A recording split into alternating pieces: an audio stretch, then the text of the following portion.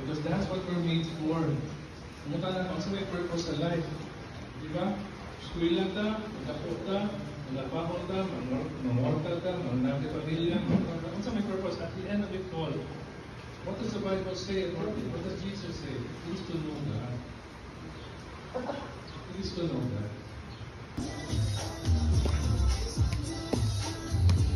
Pwede na, naman ko para motor dito. Ha? Ano po ito kwarto? Oh.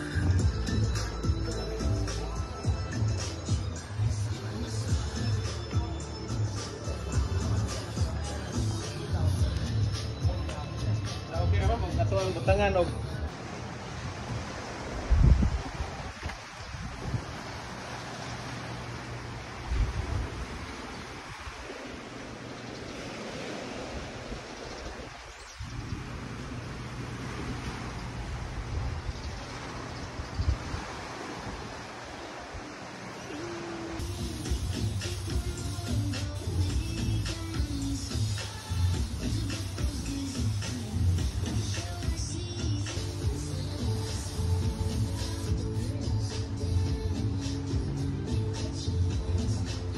magambag eh.